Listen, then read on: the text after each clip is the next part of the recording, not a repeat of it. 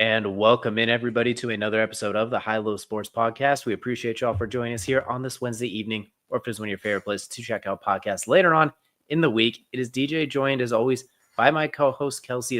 Kelcey, we are a week and some change away from arguably the best day of the entire year. We got got a lot of sports going on right now. NBA Cup, NFL's getting a little spicy. It's right about that time of the season. MLB, some awards getting ready to hand out soon, and college football, it's getting real fun right now. Yeah, I'm ready to pull out the metal chairs and get ready and not get taxed for a day. Finally, get to enjoy some nice food and great sports, and not have to worry about work right before it. But that's next week.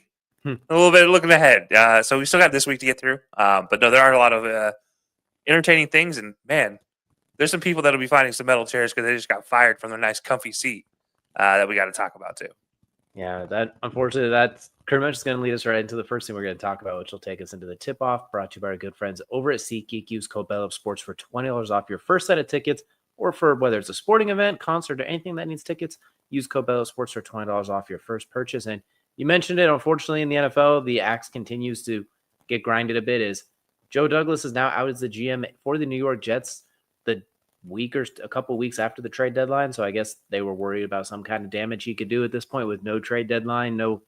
At this point, they waited till the most random point to get him out of there. But the Jets have now fired their head coach and their general manager, so they'll have interns in the meantime. So, yeah, kind of surprising. Joe Douglas, not the best GM, not the worst. Probably was going to go regardless, but if they wait 6 weeks, his contract is up, and it just ends anyway. So this is puzzling in the weirdest ways. This just feels like he said the wrong thing to Woody Johnson before. Like, that's what this feels like. This feels like, look, man, I don't want to be here anymore. Just fire me. Like, that's what it seems like that conversation went, and he just got fired. Because, yeah, there's nothing he can do from a GM's perspective before, or now that it's past the deadline and before the end of the season. Like, outside of straight up cutting somebody, there's nothing he can do, which is not going to happen anytime soon. Maybe it will. Man, I don't know. Maybe there was somebody they talked about, oh, we just need to cut him, and decided not to. And Woody's like, no, you should have done it. I don't know what else you could have done, though, if you're Joe Douglas, to really screw up this team. And it's not like he gets the final say-so in that. If he does do something stupid and submits a cut that doesn't actually get approved by the owner, he can't get pushed through anyways. So, yeah, I really don't know what he could have done. But it's weird. But, unlike the Bears, the Jets are just cleaning house now. And the Bears, they'll have a few holdovers left in that one, whereas the Jets are like, no, get him out of here. Get him out of here. So, yeah, it's a little weird, but it was going to happen anyways. Yeah, I still just find it weird, the timing of it as well, too, especially because with some of the reports, which we'll talk about here in just a second, he was pretty much GM in name, and that was just about it. A lot of his quote-unquote responsibilities were already kind of stripped away. He was almost just kind of the face as the GM. Yep. So we'll see. I don't know what their plan is, or if this is literally just impulse, which would be the Jets' mantra at this point, because as we've seen, I'm not going to say quit, but you could see that the spice isn't quite there compared to a lot of other teams. There isn't that extra drive, play in and play out, grind in and grind out. The effort doesn't show quite as much. So maybe the whole team from top to bottom is checked out too. So it could very well easily be that as well.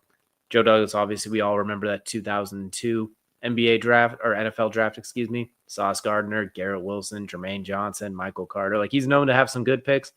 Problem is you've had 3 offensive coordinators, I think, 2 head coaches, multiple offensive coordinators, and 3 quarterbacks, and none of them have worked so far. So you did everything else right except for tiers 1, 2, and 3. Unfortunately, the 3 things you have to get right were the things he seems to have missed on. Yeah, and it's funny because we talked about the Jets multiple times leading up to them acquiring Aaron Rodgers. Once they got Robert Saleh, they were making the right steps. They were doing the right things to get that organization back on track. And then somebody got the harebrained idea to just cut all ties with Zach Wilson and bring in Aaron Rodgers, and it was like the wheels just fell off. And I think part of that comes to the OC they brought in to work with Aaron Rodgers and that relationship, and the maybe not favoritism, but favoritism that's played. Like the fact that there was a stretch for Breece Hall where he did not run the ball more than 15 times in that entire stretch. It's insane to think about. So there's been more problems than just Joe Douglas, obviously, but it's like, I don't know who got involved. That's like, hey, we're going to make this pivot in our entire plan where we're maybe one draft away from having a team that can excel and succeed in the long term. Instead of waiting for that draft, we're just going to scrap it, burn it, see what we can come up with the ashes. Obviously, they weren't planning on putting it into the fire. They were hoping Aaron Rodgers can get them to the championship this year. That didn't happen with his Achilles decided to give out on him. And then it's definitely not happening this year because he has too much ayahuasca in his mind. Or not enough. Yeah, maybe not enough. That's true. Maybe it's not even close. But it is legal in most states now, so maybe. Anyways, yeah, I don't know. I don't know if Joe Douglas was the fall guy here, but they were so close, man. This feels like another Jet situation where they were just on the right track, and then they get in their own way yet again. It's the butt fumble, but like in the front office now. I say from top to bottom, it feels like the entire thing was, like you said, is a butt fumble from the top to the bottom as well. It feels Browns-esque from what they did a couple of years ago too. So it's like that couple of year stretch there was just kind of poison for everybody who went out and made a move because they were all regretting it after we saw the Tom Brady move worked. The Matthew Stafford move worked. They're like, oh, quarterbacks can switch teams. It's actually the way to go. Has not worked at all since then. Like since that point, like because Jared Goff was part of the Stafford trade. Baker Mayfield was a free agent, but like the trading quarterbacks across just has not seemed to have worked since. It's funny how that kind of worked out. I think it's also different styles of quarterbacks too. I think it's fair to say. Like, messes from the top too. Yeah, it's not like with Stafford, he's coming from a team that, let's be honest, wasn't good. They were in the dredges. They were just dragging the limp body along with them. And he got lifted out of that situation, whereas the Rams also, if you kind of want to talk about it, they were just, removed from a championship 2 years prior, but they got rid of Goff at a time when they were starting to dip and try to turn over. So it was like a perfect mesh of the two. So you take a guy who's had nothing but losing, but with a strong passion for the game, and a guy who's been to the championship as a young guy who's continuing to build on his career, and it's like, boom, let's just swap them, see what happens. And look at both teams are excelling. I mean, we've had the Rams win a Super Bowl, and we've had the Lions look like they're Super Bowl favorites for now the last 2 years in the NFC. And to add to that too is with all those picks they got, the Lions have had so many picks now because of that trade plus their own, and most importantly, they've hit on all of them. They have not had really any misses with those early picks they've gotten, which goes to their outstanding management. I mean, you'd say they had Jeff Okudah, which he was before that time frame. I'm talking about since the Stafford trade. He was before the trade. Was he? I guess he was, yeah. But not by much. I think he was actually the same year as the trade, but it was still like he's a first-round draft pick, but they convert him into something useful for the team, even when they ship him out. That wasn't like we're going to cut ties and that's going to be it. Like he's converted into something useful to bring back to the team, and that's not something the Jets were able to do with any of their loose cannons, if you will. It kind of starts at the top with good management for the Lions, but we go to the Jets with bad management, and it looks like there's more to it than meets the eye. With Woody Johnson apparently with the report of not only cleaning the house, but kind of going a little bit rogue. At one point, asking to bench Aaron Rodgers in week 4 when the team was 2-2. This is pre-implosion. Talk about wanting to bench a safety. Talk about wanting to cut an assistant GM. Everything just down the line, it's very, to use your boy, Jerry Jones-esque or Jim Irsay-esque, like getting involved a little bit too deep. But what a mess the Jets are. Like this kind of just going to piggyback off that. Like, have they taken the mantle as the most dysfunctional organization? Have they taken that reign from the Cleveland Browns right now? Do you think they have finally overtaken as one of 30 number one? No, the Browns still have Deshaun Watson under contract guaranteed for the next however long. So it's not that bad, but it's close.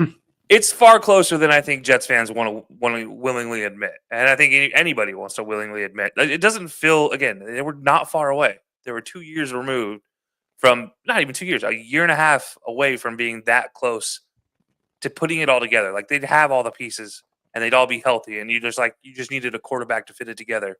Felt like they tried to rush it too fast. But yeah, it does feel very much like they just went full WWE storyline on us out of nowhere. I mean, literally off the top ropes for the wrestling fans out there. It's crazy that it just turned so fast and for almost no reason. Yes, Zach Wilson wasn't working out, but again, you had a light at the end of the tunnel the entire time of we can go get another draft pick. We can go get this guy. We can go try to do this and make it work. It just, I don't know. It almost feels like, I don't want to say that Woody Johnson's been there too long, but it does kind of feel like he's been there too long. And now he's like just getting antsy. He's doing what Jerry Jones did before he put Stephen Jones in charge of player personnel decisions, supposedly in charge of player personnel decisions, which was just like, just start toying with the team and for no reason, like literally just dropping pieces, pulling them around on the board, like trading away a good player, bringing in a scrub who's last time he was good was in college. Like, it's like stuff like that. That it's just like, it feels like what's happening with Woody Johnson. And if you're a Jets fan, it's not exciting because no matter what the changes are going to be in the future, you still have Woody Johnson, who's now played puppet master. And yeah, it doesn't work, but doesn't try telling the guy who holds the purse strings that him being a puppet master is not a good idea. It's never going to work out. I can point to the Cowboys, as you just mentioned, DJ. And it's a perfect example of how bad it can get. Or Al Davis and what he did with the Raiders for so long. It was just, there are times where owners need to kind of just step back. And I think this is Woody Johnson's getting to that point where there needs to be a strong conversation about Woody Johnson stepping away from any decision-making roles on the team. And I'll extend that to Jerry Jones and Mark Davis as well. But, we'll not go too far into those conversations just yet. But Woody Johnson, I do think he's getting there. It's not fun for Jets fans, that's for sure. What I will say is shout out to the Panthers. We didn't even include them in the top 2 most dysfunctional right now. And they had that mantle, it feels like 3 weeks ago, but shout out to them. They managed to get dropped to number 3 by the looks of it so far. I didn't expect a full implosion to happen in New York. You know what? Sometimes you just have to let everybody else make the mistakes. You don't have to make any of yourself, and it is all good. And then part 2, there might be a light at the end of the tunnel for Jets fans if Woody Johnson does return as ambassador to the UK, which means he will be out of the picture, and his brother Chris will be taken over. So I think it's Chris. I could be wrong, but point is, there is a light at the end of the tunnel. He might be out of the way depending on how things shake out in the next couple of months. So the downside is I saw some different reporting from some of the larger outlets how ridiculous it would be if he picks the coach, the GM, and the quarterback and then dips. Like if he decides to make all those decisions and then he's out of there. He basically sets it in motion and says, "Okay, someone else's problem. Now I'm gone." Hopefully that's not the case. Hopefully, let's just hope not. Joe Douglas, by the way, that would be. Oh no, my bad. Just kidding. Not Joe Douglas. That was literally. I'm reading through an article and I looked at the headline and it disappeared on me. But no, it's funny. They're not talking about bringing in his brother. They're actually talking about him hiring a replacement to fill in for him, which I don't know if that's crazy or not. But yeah, that's good luck, Jets fans. You know what? The Jets, right before this implosion started, they ended up losing a very close game on Sunday to the Indianapolis Colts, which saw the return of Anthony Richardson. And not only did he return, kind of like what we talked about last week, him getting returned, his best football game he's played since high school, probably. I mean, like he didn't really have a full game like this, really, even in college. He had moments here and there, like the Utah win, the spin 360 pass, the run against LSU, but probably his best top to bottom game, 66% completion, 300 total yards, 3 touchdowns. I'm thinking there is a chance here. We were right 3 weeks ago. We said that this could be the best thing that happens for him, just getting a chance to step back.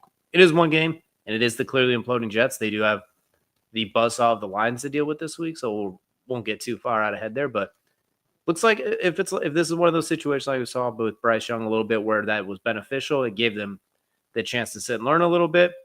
This might be kind of what the Colts needed to make your preseason prediction come true of making the playoffs. So maybe this was just what the doctor ordered. The question was too little and too late or just on time. It's funny. I think there were still things that with him you can obviously talk about him fixing 2 fumbles. Is the main parts that I'm pointing to. But you know what? It was a highlight of how good he can be, and I think this is something. This was a performance to look at, and you can put it on a poster board and be like, "All right, now you know what it takes to succeed." Yes, it was It wasn't the big, maybe toughest matchup you could have possibly had here, but at the same time, it's an NFL defense, and you played your best game. Yeah, you played your best game since it might be his one of his games in college, but probably not. It's probably high school. I mean, it is something that you have to look at and use it as motivation. All right, I did it once. Now let me go do it again, and let me go do it again. It's still, accuracy percentage 66%, 67%. That's not bad in today's day and age. You'll take that. Obviously, teams want more efficiency, but when his arm strength can make up for. A 67% is a vast improvement from 45, 44% leading up to this point this season. It's it's been rough for him. So yeah, I think this is a situation you kind of build on and look forward to. But part of me is nervous that the Colts are going to look at this like, oh, he's back, baby. Let's go back to what we were doing at the beginning of the season. No, let's not do that. Let's keep the game plan for Joe Flacco, but put Anthony Richardson at quarterback, which is what they did last week. Plus the 10 design quarterback runs on top of it. That definitely, Yeah. I think that helped a lot too. It was like Cam Newton said it on his show as well. Sometimes to get Cam Newton going in the game, you just got to call that designated run. Let me get in there. Let me hit somebody. Let boogie book. Anthony, that scares the shit out of you sometimes, but sometimes you just have to roll with it. You just have to take the risk with it. Yeah, it's part of what you're going to get with a guy that's built like him. Cam Newton is a perfect specimen to kind of build this off of. Sometimes yes, the run game is necessary. Sometimes yes, the big shot is necessary to get him going. You just kind of need that thing to light the fire under him in the game. Not that they don't carry a fire into the game, but sometimes it gets relaxed. Sometimes it gets chill. Sometimes it's like, oh man, I'm just an NFL quarterback. I got this. Like you think you can flip a switch mentally sometimes, and it takes getting hit in the mouth or getting hit or just in general being tackled to get in the game. This has been something they talk about with the receivers all the time, something they talk about with linebackers until they make their first tackle. They're not really in the game. Like same consideration for running quarterbacks nowadays. So maybe early runs for him specifically will help in the future. But you do kind of have to play that carefully because you don't want to get him injured. But yeah, I think it was a good game overall. I mean, you can't complain about what you saw. It's one of the better performances we had last week from all quarterbacks. So definitely can't scoff at it. That's for sure. The two things I'll leave us on this one with is A, they got him under center a few times. Thank goodness they finally listened to me bitching about not being under center last week. I'm glad some teams are starting to finally listen to it. You look at the best, most efficient offenses throughout the league, they include under center more often than the ones who don't. And that helped a lot. Two, it's funny because Shane Steichen was one of those at the head of the tush push in Philadelphia in 2022. We didn't see it much in Indianapolis. Instead, they kind of said, screw it. Nobody likes that play. We're going to put Anthony on the edge and say, corner, go tackle him. And both times on the goal line, nobody enjoyed that on the defensive side, especially those poor corners. So it's interesting how they basically turned it into basically a quarterback sweep instead of a quarterback tush push, which is in theory counterintuitive, but in this case, it worked out great. And the blocking was set up nicely where it's, okay, 250 pounds versus 185 with 250 coming downhill. Good luck. And Jalen Hurts is probably looking at like, can we please do that? I'm tired of people grabbing my ass and shoving me into a pile. This hurts. That doesn't feel good in that pile, even though it works. Oh yeah, you definitely get smushed in there. And who else is looking at this is like, gosh, I wish my team blocked like that for me. Is Lamar Jackson. It's funny because we talk about Lamar, and the one thing I've always wanted from Lamar, now that he has Derrick Henry, is that read option situation because they're so dynamically different. I think it's the same thing in Indy, but for two different reasons. Like it's the opposite reasons. Like Derrick Henry is Anthony Richardson in this case, and then Lamar is Jonathan Taylor. I think you have a lot more opportunity to get Anthony on the edge and get his bigger body on a smaller guy because of who Jonathan Taylor is as a running back. And now teams are going to be concerned not just about JT, but now you're concerned about AR getting on the outside. And it's just like, all right, maybe we have something here. And it feels like that's what Steichen kind of recognized when they got down in the red zone. And obviously, you look at the guy and you're like, okay, yeah, I can get him in the end zone no matter what when I'm 5 yards out. But I think this is going to be a situation where you see a lot more of that, similar to, as you mentioned, the tush push and its prevalence for the Eagles when they need a first down. We'll probably see something similar with the Colts. It's funny because sometimes when you're shorthanded like they were on the offensive line with 3 rookies, it's when you find some of the most effective stuff. Sometimes you have to find yourself a little bit shorthanded to find something that works. It's very interesting because you get a little bit more committed to scheme than player personnel, which sometimes can be for the better. And now when you mix the two, that's when you end up as Andy Reid or one of those super genius. So we'll see what they can do. Run blocking is also easier for anybody who hasn't had much playing time than it is to pass block. That's for sure. Absolutely, especially going against guys like Coyne Williams and that front seven for the Jets, which despite all of their troubles this year, that defense has still been mostly pretty good for the most part. Still some holes here and there, but for the most part, pretty good. But speaking of teams that have been pretty good, we already mentioned the Kansas City Chiefs, and they finally added a 1 to the loss column, now dropping to 9-1 after the Bills able to get one over on them. Now I think 3-1 in the regular season against the Chiefs. So their regular season success continues. The question though is, at the year when the Bills, it felt like they were going to take a step back. They were, for lack of better terms, like we thought the Chiefs would be 2 years ago after losing Tyreek Hill. Turns out the Bills are kind of like what the Chiefs were after losing Tyreek Hill 2 years ago. not what they thought they would be. They turned it around. They like we just said, they beat Kansas City. Josh Allen sealing it with a run from, I think, 20 yards out or so, as we talked about mobile quarterbacks getting them moving, including an angry run into the end zone. The defense still getting after, making the plays, the interception early, sacks, everything like that. So is this the year the Bills can finally get past Kansas City? Like, is this their breakthrough year, or is this another or is this another not in January? It's not, still not January, so it doesn't count.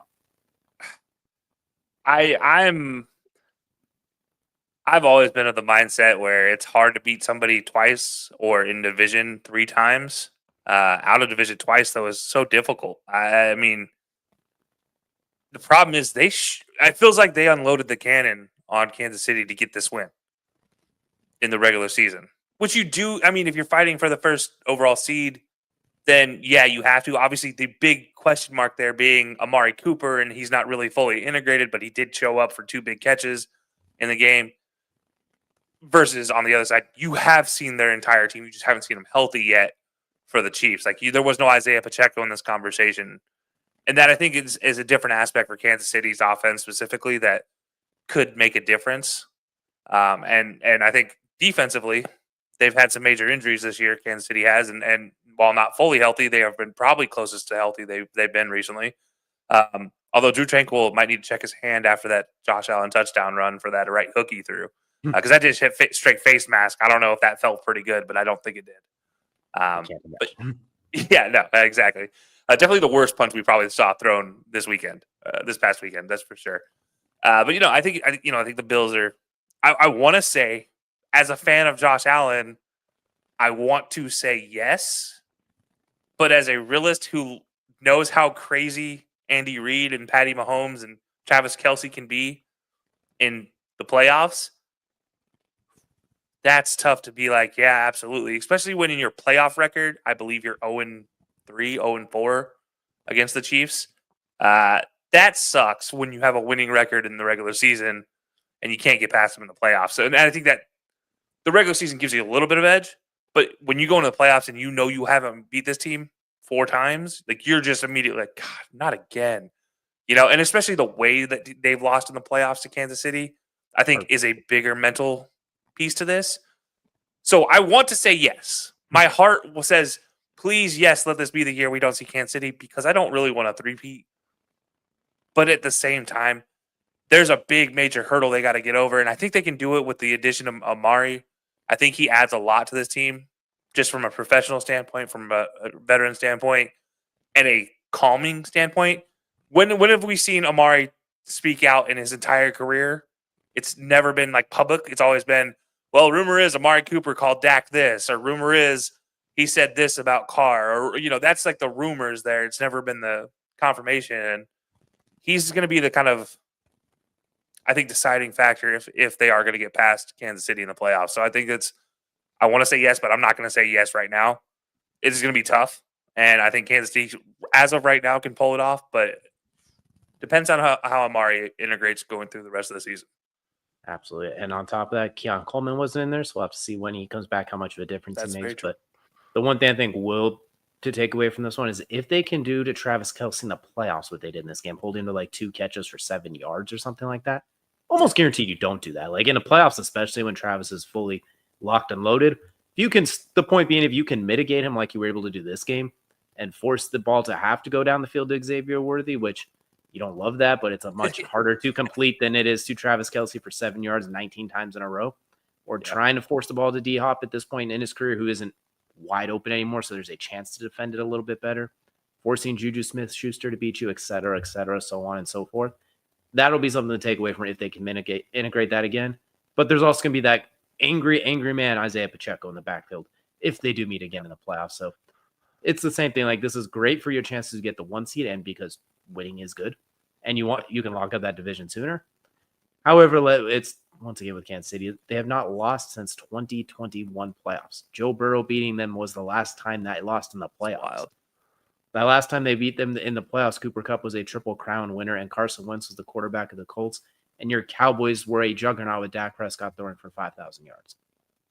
That's how long ago it's just hurt my heart there, bud. I'm Appreciate hurting it. all of our hearts right now. I can keep going down the list. Tom Brady was in Tampa Bay at the time and had a 5,000-yard season. You know, I do want to talk about the Travis Kelce thing for a second, though. I know we got a lot to get to still, but you know, you talk about locking him down, and in the last year's playoffs, they did a good job of locking him down until they didn't. You know, it was like through the fourth, like midway through the fourth quarter, they had done a really good job of trying to slow him down, and then it was like the fourth quarter, and then especially end of the game, all of a sudden the dude is just being left uncovered on a, I don't want to call it an option route, on a Travis Kelce route that is like the smart route option you wish they would run on every video game, is what Travis Kelce goes and does every time when he's actually like locked in. I think that's the big difference here between the two is like, as you mentioned, getting him locked in the playoffs is a completely different animal than 10th game of a 9-game win streak early in the season, or I guess midway through the season. Now you're just, as a team, everybody at this point in time in the NFL wants to, if they're undefeated, they want to lose one just so they can get it out of the way so they're not riding that like double-edged sword there. And I think that's kind of where we're at with Travis, where it's like, all right, we'll take the loss on this one. You know, it didn't feel like it was the same. I don't want to say same level of effort. I don't want to like downgrade his effort, but it just felt like he wasn't totally checked in like he will be in January. And I think that's the big difference. No regular season compares to a playoff game, that's for sure. Yeah. Like it's impossible to get. And especially not for back-to-back champions who the core two are still together. Exactly. And then just to round out that note too, for context, Travis Kelce's played the Bills 3 times in the playoffs in his career. He has 26 catches for 290 yards and 5 touchdowns. So I'm, like I said, good luck to doing what you did on Sunday against it. But if you can at that point not let him do that, I think that's the biggest takeaway is if you can do what you did offensively and then defensively mimic that. But we talk about these two fighting for the number 1 seed. However, they might not end up being the number 1 seed when all is said and done, because right on their heels is the evil witch magic of the Pittsburgh Steelers. Dude, they can't keep getting away with it. Or maybe they just really can with another AFC North special, a 2-point win over Baltimore. For those of us who picked Pittsburgh +3, we did it, guys. We did it. But once again, we got to give credit to Mike Tomlin. I don't know how many different times we could say this. Not only did we did in our preseason predictions, we didn't love the team. The quarterback thing was a little worrisome. There was some questions. Not only did you have a 4-2 Justin Fields, you said, nah, we're going to switch, and you made it work with no issues. Like, there really hasn't been it's been, I don't want to say seamless because, like, that's overused, but you didn't see like oh, God, drop off, boing, boing. In fact, Russell was so good the first game, he's come back down to earth a little bit the last couple of games. But they've still been winning. They found a way to get it done. We saw it in the fourth quarter of that game. You need a first down. They brought in Justin Fields to get fancy. So it's like, oh, what if we gave him the ball and he picks up the first down or slides an inch too early and then they pick it up the next down? But he's done an incredible job mastering this, just managing this team. Defense, we already know. Special teams, Chris Boswell has more fantasy points than Cooper Kupp, Travis Kelce, DeAndre Swift. There's like a weird list when you see the names on, like, oh, that's uncomfortable. He has been that, and that's fantasy, I know, but field goals count as points. Offensive line, the best one we've seen in years from Pittsburgh, and I can't believe I'm saying that, but I kind of can because it's been that rough the last few years. This is already a Najee Harris Stan account. We already know that. Jaylen Warren's effective. And with Russell Wilson, the one thing that's happened is he's gotten George Pickens unlocked. Like, George Pickens, for better and for worse, he's an absolute demon on the outside, and they're getting him involved. And part of that, I think it's Russell Wilson just saying, you know what, screw you, Arthur Smith. I'm just going to throw in the ball, which he has the cachet to get away with because I know Arthur Smith's not calling those plays. We've seen what happens when he calls plays. I think just having Russell Wilson's experience there as a 13-year quarterback, a guy who's played in a lot of playoff games, has really brought it steady to match what Mike Tomlin brings management-wise, and they might end up being the number 1 seed. All the talk about Buffalo and Kansas City, Pittsburgh still has the Browns a couple of times this week. They got the Bengals, who they regularly find a way to sometimes annoy too, because the Bengals, A, can't get out of their own way, and B, can't win in their division. Still have the Ravens again, who Lamar is 1-5 against. Like, there's a realistic chance Pittsburgh somehow ends up like 14-3 and could be the number 1 seed. It's very weird to say, and I don't like it. No, I think that's fair. I do need to formally apologize to the Steelers and Mike Tomlin right now. I did pick them to go 4-13, and I'm an idiot. I apologize. I didn't think this was going to work so well. I picked 9-8, and they're already at 8. Yeah, you guys got to that with Justin Fields before making the switch, and then decided, oh, by the way, we're going to get better. And my bad. That's on me. Look, I didn't think it was going to work for many reasons, but I think at the end of the day, I feel justified in the reasons that I picked why they wouldn't make it work, and they proved me wrong. And I think it starts with I'm not going to go to the quarterback position. I think we all know what's happening there. I think Arthur Smith. I know you just joked about Arthur Smith not calling those plays, but I think this proves that Arthur Smith is a better offensive coordinator than he was a head coach. I think this just proves it as a offensive play caller. He does not feel the need to try to be the smartest person in the room. He just feels the need to make the most successful play. They're not all great, but it also feels like they just put the replay of the Ryan Tannehill-led Titans with A.J. Brown on the outside and took that and put that on a replay for Russell Wilson to learn to take his drop, maybe take a beat, and then throw the ball. Because I'm not seeing Russell extending plays just by standing in the backfield and backing up an extra 10 yards. I'm not seeing that Russell. It has happened, and it's not foolproof, but it's not happening at the same rate it was in Seattle or in Denver, which caused him to be so bad. And I'm not going to say Denver was only his fault. That's far from the truth. We know that's not true. But I was also concerned that was going to continue and carry over because sometimes that happens with especially veterans. I think it's he realized, and Arthur Smith realized, and I think even getting Russell in the room realized that the best option for this offensive line is to unload deep early to George Pickens, let George Pickens get unlocked, as you mentioned. I think you can cut out the demon on the outside part, just say demon when talking about George Pickens, and you're going to be accurate. I've never seen a dude jump and stiff arm at the same time until seeing him do it. That was absolutely wild. But he's the epitome of the wheel of chaos on any given play. He can be the best receiver in football, or he can get ejected. It can go either way. Exactly. It's crazy watching him, but it starts there, and then it's immediately to the run game. I mean, it's immediately ground and pound. It's immediately just run it down their throat and see what happens, and then hey, we're gonna hit a play action deep to Pickens, or hey, we're gonna hit Pat Fryermuth for 10 yards over the middle. It's simple things with this team that are excelling well, but it starts with getting the ball out quick versus, and that's the one thing with this entire team. If we go back, run the tape back, I think this is the moment where I said, I'm concerned he's going to hold on to the ball for more than 4 seconds. And that's going to ruin this offensive line. This offensive line was not prepared for that. And what they've done is just eliminate that option. It's 2 seconds and out, basically, and not letting any pass rush really get to Russell. And that's, I think, a huge part of their success offensively. And defensively, again, Mike Tomlin is a Joes and Schmoes guy, and that defense runs on Joes and Schmoes, and it's amazing. I believe somebody said it's a see-ball, get-ball defense in their secondary, and it looks like a see-ball, get-ball defense. It looks like the ball's in the air.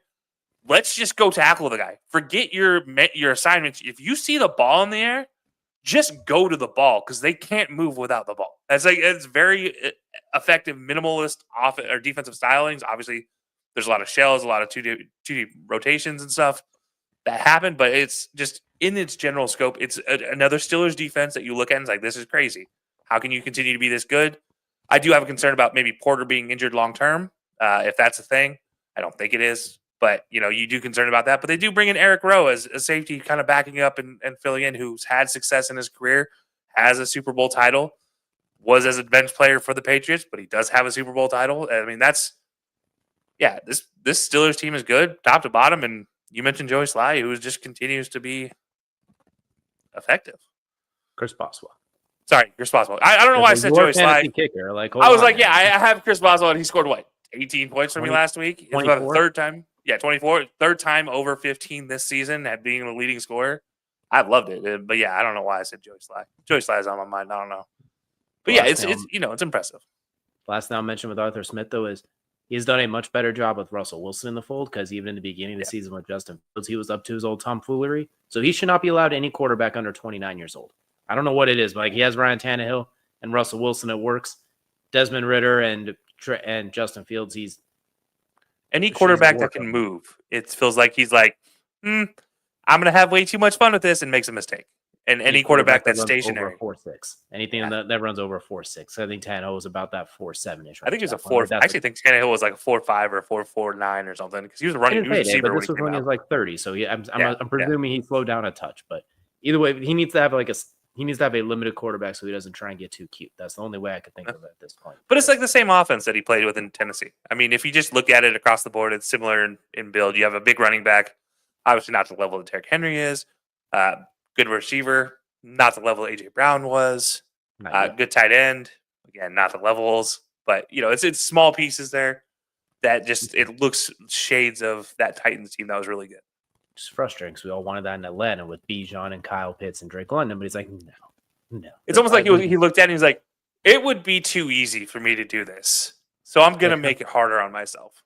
How can I be more of an asshole? But either way, Steelers, they have a very real shot at that number 1 seed. We'll definitely be looking forward to that for sure. But we've talked a lot about the Steelers. We've talked a lot about some good teams, but now we got to kind of take a look at a team that's a little more frustrating.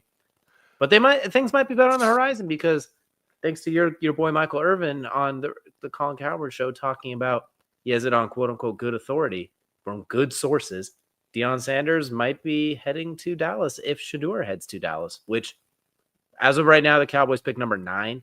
So the chance of them getting Shadeur, A, probably wouldn't even be there.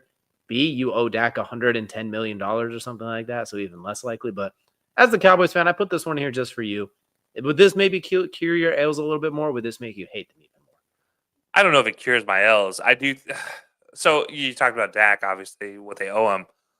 I think if you're going to be at 9, I think you end up trading with somebody who's looking at a quarterback ahead of you, and so you do trade Dak for that. And for Dak's sake, too, I do think we're at the point now with Dak where it's just like, for Dak's sake, I think he needs to get out of Dallas. I think it's too comfortable. It's too... that sounds bad. I'm not trying to diss Dak and his effort to try to make it better, but it's not working in Dallas. That's just a fact of the matter. It just doesn't work together with everything. And I think if you're going to... There's 2 pieces to this. If you're going to do this, if you're the Cowboys, if you're going the Shadeur route or going a new quarterback route, you're also not going to have a head coach. Those 2 things go with each other. I think you're going to start new with a fresh head coach who has an offensive mind and go from there. I don't think they go defensive-minded head coach unless I can bring Dan Quinn back. I think this is a situation where if you're the Cowboys and you're looking at a quarterback and you're actively searching for one, you're not just looking at a quarterback, but you're looking for a head coach to partner with them. So the idea that Shadeur and Deion could end up in Dallas, I've joked about it. The fact that it's actually being on good authority from Michael Irvin bothers me a little bit because I don't think Deion's ready for it yet. I think Deion needs a couple years, and I don't think he's far away though. I also don't think Deion's ego is far away from being a good NFL head coach, and I don't mean that in a bad way. You do need an ego as an NFL head coach, but you don't need a great ego. I don't need to hear about your bags being Louis when you come to Dallas. I need you to talk about getting those spurs strapped up to the back of your boots type of coming in a mentality, and not the Louis. All our bags are Louis. We know all our bags are Louis. Yeah, your bags were already Louis. Now I just need to know you're going to work hard when you get there. And not that I'm saying Deion or Shadeur doesn't work hard. I'm never going to say that. But I think this is a situation where there are too many other holes with Dallas that I think Shadeur can't fix. And I said the same thing about Colorado. What if I told you they get just Deion? Deion says, yeah, I'm going to do it. Because Mike McCarthy's contract is up, so there's going to be an opening regardless. What if I told you get just Deion with Dak? No. And it's not that's not even a fault on Deion. I think it's just truly, I don't think it's going to work with Dak long term. I think too much of this team has been built to make Dak happy, and not enough of this team has been built to make Dak successful. And I think there are 2 differences there. I think Dak happy is giving him a large contract, keeping CD, bringing back Zeke, and keeping Micah on the team. Successful is not bringing Zeke back, not giving Dak that extra money, not giving CD as much money, and especially not the day before a freaking season starts. Yes, pay Micah, though. That part stays. Take away his getting him. Yeah, but getting him offensive lineman would have been more successful. Getting him a second receiver that can stay out there and be healthy. Integrating Brandon Cooks into the offense in a way that's effective for Brandon Cooks and not just a dude that was out there. That's terrible. And then also don't trade away your 4th-round pick for a joke of a 3-year receiver, 2-year receiver, whatever. I'm not going to go down that route. I think there's too many problems with the Cowboys to A, think Shadeur and Deion will fix them, and B, to think that you don't need to consider a quarterback. So while I don't know if Deion and Shadeur is the right move here, I don't think you can sit and rely on Dak to be the successful piece going forward for Dallas. I think Dak can be successful elsewhere for Dak's sake. I think Dak needs that new environment. But Dallas is not it for him. I think Dallas is like we've reached that end of that line with Dallas and where he's just I think there's too many ghosts he's seeing type of thing. So yeah, I think there's a lot to this, but does Deion and Shadeur excite me? If you told me Deion Shadeur are coming, but there's also going to be an offensive lineman taken in the first round, then I might be a little more excited. Specifically a left tackle. One that doesn't pick up the ball and try and run with it, then fumble twice and lose DJ in fantasy that week. Preferably. Yeah. We don't do that either. But no, there's just a lot of pieces of Dallas that you need to fix before considering a full shakeup. Now, I'm not saying keep Mike McCarthy, keep Dak for an extra year. No, I'm not saying that. If you're going to make the move. But know that you can't just put a patch over it with Shadeur and Deion and say this is going to work. Now, you bring Deion and you probably get some pretty good free agents, though. In theory, you'd think so, right? Like, I will say, if you do make that move, that's the move to sell tickets. Like, that's the sell tickets move, because Jerry Jones at his age is not looking to build for the future. He's not making a long-term decision. Not at this point. He hasn't made a long-term decision in a while. So you're not fooling anybody with that one. You're not slick. You can't pull the wool over our heads on this one. We could see that one. And you got to pay for that new stadium somehow, right? That's true. I mean, I don't mean Jerry's World. I mean the new Jerry's World that will come up in like 2 years because the roof is starting to fall now. Steven's World in a couple of years. It's just on standby. But we've talked enough about the Cowboys. We talked about Deion and Shadeur, so we're going to jump into the college ball. And we got ourselves a doozy this weekend. The number 2 ranked Ohio State, and I'm not calling him the Ohio State. We're calling the number 2 ranked Ohio State, taking on the number 5 ranked. See what I did there? Indiana Hoosiers in a Big Ten battle. Huge playoff implications on the winner. You could arguably say has a clear shot to the playoff, whether it says the Big Ten winner, probably not, honestly, with Oregon, or it just is a clear path. But this one's not going to be in the coin flip, guys, so don't worry. Buckeyes take on the Hoosiers. 12.5-point spread, if I'm not mistaken, in favor of the Buckeyes. I think that's kind of a fair spread because while the Hoosiers' offense has been incredible, the one thing that worried me was their game against Michigan, who's not as good. They're not egregious, but they're clearly not Michigan really this year. They still kind of bullied Indiana in the trenches, offensive line and defensive line. They kind of bullied them around. So that does worry me about the Hoosiers in this game, is if they can hold up against Ohio State's front lines. But at the same time, if O'Rourke can get it into a shootout and Will Howard has to play quarterback, not whatever Will Howard does sometimes, I think that makes it very, very interesting. So I'm curious what your thoughts are on this one, because I think if the Hoosiers can not just survive the trenches, but actually, play in the trenches, win some of these battles, I think it gets very, very interesting very quickly. Yeah, Cignetti has done something different in Indiana that we have not seen from a Hoosiers team since Michael Penix was a quarterback there, and it wasn't to this level. Everybody forgets Michael Penix was a quarterback in Indiana, and he was a very successful quarterback in Indiana until injuries caught up with him. One of those things he did that was successful, if I'm not mistaken, was beat Ohio State. Now, it wasn't a number 2 ranked Ohio State, but I do believe it was a top 25 ranked Ohio State in one of those down years. No, I don't know if this is a situation where I honestly think the 14-point spread is too much. I think anything double digits in this one is too much. And purely because that offense for Indiana is so good. It is so effective and it's high powered. It will come at you in two plays and score. Say that about Ohio State's offense as well. The difference, I think, the Indiana defense might be a slight bit better. Realistically, I think they're just a hair better, especially in the secondary. I think their defensive backs are a little bit better than Ohio State's, and I think they're underrated. Now, I'm not saying that I think this is going to cause an Indiana upset. There's various other reasons I think it's going to be an Indiana upset, and I think that's Cignetti. I think that's the difference maker in this entire conversation. Just talked about Mike Tomlin a minute ago. Joe's and Schmo's coaches are impactful. X's and O's coaches who are Joe's and Schmo's coaches, though, are deadly to an opposing team. And you know what Ohio State doesn't have? They don't have a coach on their roster, on their entire team, that is both an X's and O's and a Joe's and Schmo's guy. They have an offensive coordinator as head coach, and they have an offensive coordinator playing as offensive coordinator when he's really not even an offensive coordinator anymore. He's just kind of we'll see if it works we'll just let Will Howard go have fun. And I don't think that's going to be effective in a game that's probably going to come down to a 4-minute drive at the end of the game. And really, I think this is decided in between halves, is that 4 minutes before. They talk about the middle 8 in a lot of games nowadays. I do think that's an important factor here. And that's the stretches between the middle 8 and the final 4. Those are the stretches where Ryan Day is the worst and has been throughout his career. Those are also the stretches where Chip Kelly has been his worst and has been throughout his career. Cignetti has not shown he is that bad in those situations throughout his career. So there's an aspect to this that I think Indiana has an edge, and I think it starts with coaching. I don't think the Joes are better on Indiana's side. They're slightly positionally trained better, but I don't think they're more skilled than Ohio State. And I think that's going to be part of this that kind of evens out the college game every time, is the athleticism for one side versus the other. Because the receivers on Ohio State, there's no touching those receivers. Those receivers are top tier.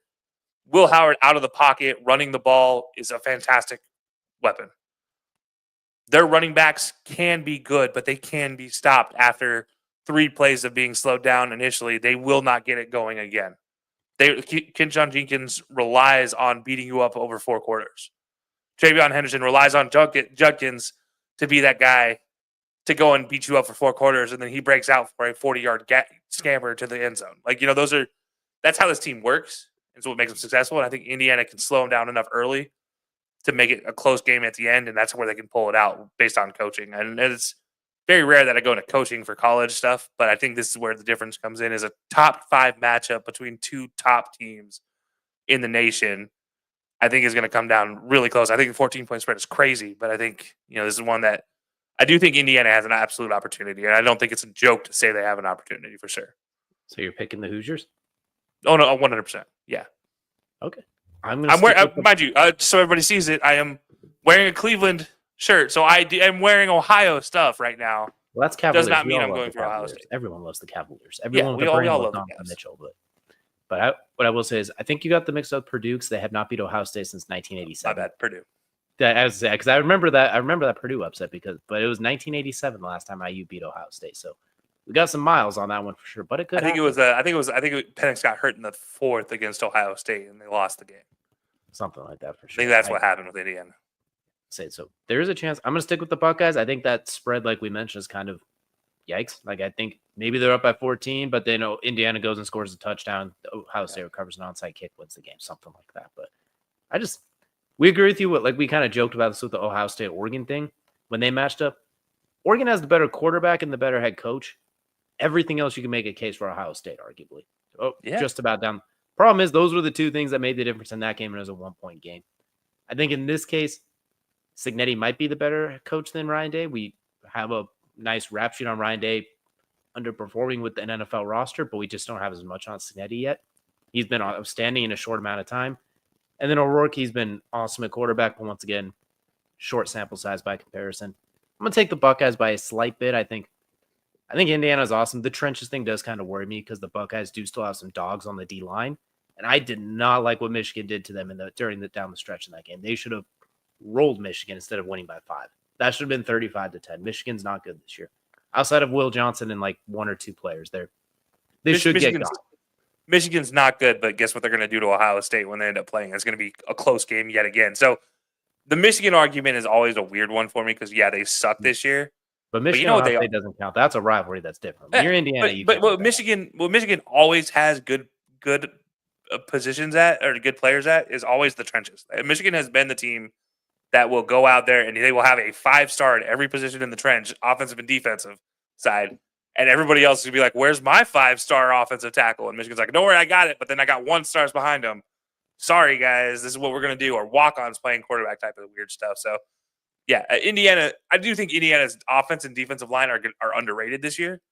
I do think there's an effectiveness there that people aren't looking at. But again, I think you're right. It's, yes, the plus side does go to the Ohio State side, and literally every position other than head coach and probably quarterback right now, as far as quarterback play, not winning plays.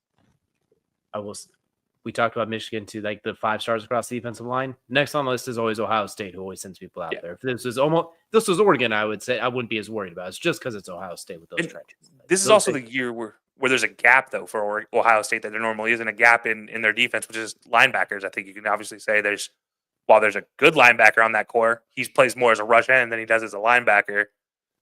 And it's not the same tier of linebackers we've seen roll through Ohio State.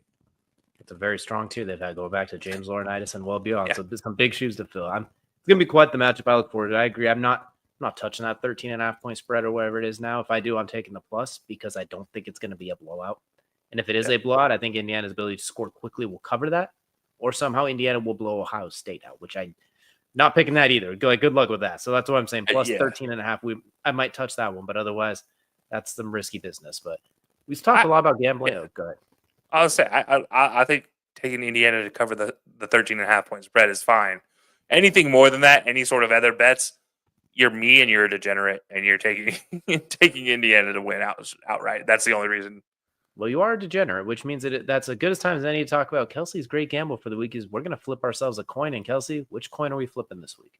Yeah, so I've lost big in the last 4 losses. Going back to Colorado at Nebraska, that was a terrible loss. And last week wasn't any better. Thanks, Navy. Anyways, I'm not going to make the joke I wanted to make about Navy, but you know what? We'll leave that alone. But we're going to go this week. We're going to go back to BYU. Because at this point in time, the Fighting Mormons have been the team that it's safe to say have helped me the most this year. And right now they're a plus 125 money line against Arizona State. Now, Arizona State is ranked in the top 25. BYU did come off their first loss. But if you think this BYU team is ready to just fold after one loss, crazy. 3-point spread. I'm taking BYU straight up with the money line. Arizona State is a good team this year, but they're not a BYU beater this year in my eyes. But they are a team to be reckoned with in a lot of different cases, but this is not one of them. BYU is one of the top teams in the Big 12 for a reason. I'm taking BYU win here, plus 125 money line for the coin flip. And you know, I made this joke every week because it continues to be true. Coin flip, yet again, 50%. Does not fail. Absolutely. And you know what? It's about that time. And I will also mention on top of that too, BYU beater. That's something that we might need to trademark. That kind of rolls off the tongue. So let's get that one trademarked too. But that's I think we can sell it to the Utah Utes fans. They'll be on top of that for sure, especially this year. But that's going to do it for this elongated tip-off. Should lead us now into a very quick main event. And for the main event, we're going to do something a little bit different. We talked about head coaches earlier in the NFL. Already got one fired. Plenty more on the horizon. We're going to throw out a handful of them. Kelcey, you're going to tell me, is the seat hot, warm, lukewarm, or nah, they good? We're going to go down. Okay. We're not going to go through every team. We're going to go through a handful. We're going to start with an easy one. Mike McCarthy and the Dallas Cowboys. Hot. Burning hot. On fire. He's on an episode of Hot Ones. I'd say that thing's already over. That seat's already burned to the ground. He's doing wall sits right now, basically. There's no more seat left. It's on fire. All right, next one. We're going to go down the list here. Mike McDaniel in Miami with a bit of a rough season so far, but they're starting to catch up a little bit. Cold. Ice cold. I'm going to go with lukewarm. Just lukewarm. Not in danger, but it's like, okay. You looked absolutely terrible without Tua. Is it Tua or is it you, Mike? What are we doing here? Barring a major injury to Tua again, ice cold. Okay, so we like Mike McDaniel for sure. All right, we're gonna go down the list here. Gonna pull a few out of my hat here. Let's see. Doug Peterson, Jacksonville. Hot. I think that's a very, very hot right now. I want to double down on that and say he's not quite doing wall sits, but he's almost the king of the ashes right now. He's not far behind Mike McCarthy at this point. It is not pretty there, and it has gotten worse. I think it's almost done at this point, I think. He's spotting Mike McCarthy doing wall sits. He's right there along with him. It's not a big difference for sure. They're neck and neck. Mike McCarthy's doing weighted wall sits, and Peterson's just doing lightweight, like just body weight wall sits. Exactly. Matt Eberflus, Chicago. I think this one's same as Mike McCarthy. I think he's right there. Barring them winning out, I think I think they're just waiting till the end of the season to fire him. As a franchise, they've never fired a coach in season, so I think they're just for some reason holding on to that record at this point. We're going to keep doing it, even though we're a mess. The next one's an interesting one. Zach Taylor, Cincinnati Bengals. God, that team is so weird. I'm going to say warm. I don't think it's like cold warm. I don't think it's lukewarm. I don't think it's like a little too hot. I think it's just warm. It's right in the middle. It can go either way, but depending on the end of the season. if you touch it, you will get a burn, but it's not on fire like the others. But that when you have Joe Burrow and Jamar Chase on MVP paces each, and you are 4-7, that can't get done. That comes to defense, coaching, it's a mess. You have way too much talent to be in this position for multiple years in a row now. They've underperformed a lot. Joe Burrow has saved that man, as we have joked about. Save him and Jamar and T, please. Free them and pay them. Most importantly, pay them, because my goodness, T. Higgins is going to look great playing in the Charger Stadium next year because they'll actually give him a contract probably at this point. Or Dallas. We'll see who's the coach there. But Antonio Pierce with the Raiders. Lukewarm. I don't think that's that bad right now. I think that team's impressed in some ways and not been great in others. I think Aiden O'Connell not panning out is not an Antonio Pierce problem. I'm going to say lukewarm as well. Not anything to do with him, just the nature of the business, unfortunately, and because that ownership group is known to be a little impulsive. And it was supposed to be, I don't think a lot of people expect him to be good this year. We just didn't expect him to be this, oh God, geez, what? They clearly they're missing what they need. They're definitely missing a few important spots there for sure. We only have one more left here. I'm just going to kind of throw this one out there. Curious what your thoughts are, because I don't think it should be in any danger, but as you kind of know, things go up, things go down, things are very, very, I don't want to put this, testy at different times. Dave Canales with the Panthers in his first year. This is the one I was afraid you're going to throw out. I'm going to go hotter than average. So I just made something up on the spot. So it's warm, but it's a little bit hotter than warm. It will burn you within 3 seconds. It would burn popcorn if you're at that point in the microwave cycle where it's going to burn the popcorn kernels because it's popping too long. But I don't think it's bad enough that you couldn't eat it afterwards. So I think they're saving the season. This one really relies on the last stretch here, especially in the NFC South matchups they have left. But I think it's slightly hotter than average, so slightly warmer than normal. I'm going to say warm, but I don't think it should be. The problem is, like we mentioned with David Temper and the ownership group, we saw them fire a coach in the first 12 weeks on the job last year. So that's what I think he's done a fine job. The sitting Bryce Young for a few weeks did him some good. He looks a lot better since then. Even if it's not perfect, he looks better. That was the right move. So I think it shouldn't be. The team's been super unhealthy all year. Exactly. So the good players they've had have not been there. So now that those are coming back and Bryce is looking good, yeah, I think he was saved though by Bryce coming back and looking good. And Chuba Hubbard being like, you know what, fam, I'm playing at Oklahoma State again for a few weeks. Top 5 right. I'm not letting Jonathan Brooks take my job, damn it. I'm getting a contract extension on top of it. So I lied because I do have one more for you. I wanted you to think we were getting away from this one. Kevin Stefanski in Cleveland. Yeah, that's hot. That was pretty steamy. I don't think it's even Kevin Stefanski. I think it's the whole front office. I think we can literally just lump the entire Browns front office in there and call it well. GM, head coach, coordinators, you're all on the hot seat right now. That team is too talented to be as bad as they are, and the front office should be on the hot seat for that terrible contract. I agree, and I don't even think it's another one where I don't think it's his fault, unless he's the one who begged for Deshaun, but I have no...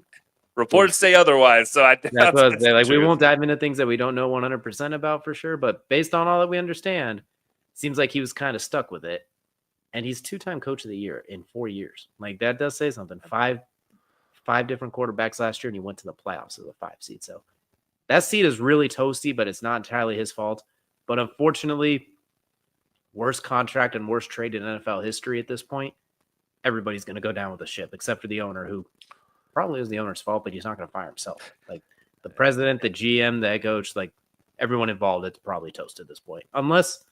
Actually, no, there's no more unless they're out of it now. Not even if Jameis looked like he's playing at Florida State again. Like, it's a wrap at this point. Fun fact, the Haslams could be out, though, as owners. If the lawsuit about them moving it, it's the Art Modell rule. I just learned about this today that I never knew this was a thing in Ohio. But if you move it, you cannot move a professional franchise out of the city it is within. And if you do, you lose ownership rights to that franchise. So they would make a new team, even though it's like 10 miles away from downtown Cleveland, the new stadium. So, yeah, they're currently in a lawsuit now. So potentially the Haslams could be out as the Browns owners. Well, as we do know, everything they touch turns to piss. Look what they did with Milwaukee. They jumped in there. They immediately brought in Doc Rivers, and that team went from 30-12 and having the best record in the league to, well, they're 12th in the East right now. And we saw how last year went. So everything they touch turns to piss, minus the Flying J, I guess. But as we can As we can see, it's an absolute mess there. But that is all I have for the coaching hot seats. Is there anyone in particular that I didn't mention that you feel is pertinent? No, I think that covers a lot of them. I think there's some question mark ones, but I don't think they're even close right now to coming up. But just the one that I look at that maybe teams are gonna, or maybe somebody might look at as, maybe we should fire him, and it shouldn't be that way. But is New Orleans? Well, they do have. Or sorry, I guess they did fire. Yeah, no, so Yeah. never mind. Yeah, that's why we didn't bring it up. My bad. My brain didn't connect the two No, it's dots all here. It is all good. So we definitely are going to expect quite a few shakeups come Black Monday here at the end of the NFL season. But that's going to do it for us here with the main event, which is going to now take us into what is usually Kelcey's favorite part of every show. That is good old crunch time. And for crunch time, I don't have a whole lot today. All I'm going to mostly say is we appreciate y'all for hanging out with us. We will have a small condensed show next week for the holidays as well. So we will have a little bit of something fun. Those who've been OGs with us, you'll recognize what we do, but we'll keep it a secret for the handful of you that have not been in before. And of course, if you are fans of UFC, be sure to check out our YouTube page, uploaded an MMA Mondays from last year's incredible matchup that wasn't quite so incredible, unfortunately, after all, when you pick two old men against each other. And we do have some really good fights coming up to round out the year, so we talk about that moving forward as well. But Kelcey, any last words for the people before we go ahead and let them go?